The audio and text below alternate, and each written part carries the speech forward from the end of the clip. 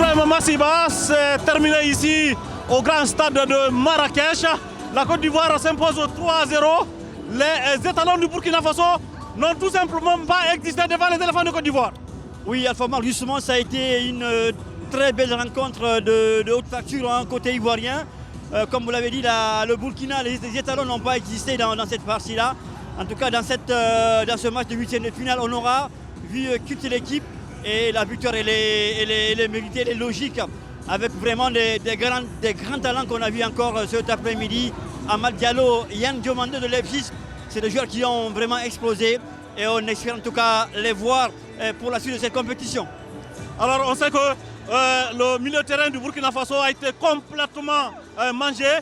Le sélectionneur Brahma Traoré l'a compris, même avant la fin, il a lancé Blati Touré et en seconde période également il a lancé Minungou. Cela a un peu changé la physionomie du match, mais c'était insuffisant.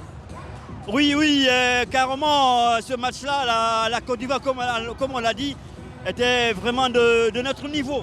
De notre niveau, en tout cas en face, il n'y avait pas d'adversité.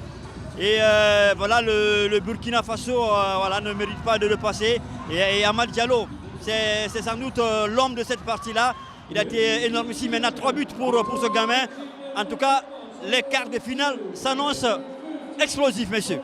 Et justement, ça sera donc pour la Côte d'Ivoire, l'Égypte et bien sûr. Alors, nous on se quitte et ce mercredi on va se retrouver justement pour le deuxième numéro de l'émission Actu Cannes avec le collectif des journalistes guinéens pour la Cannes 2025.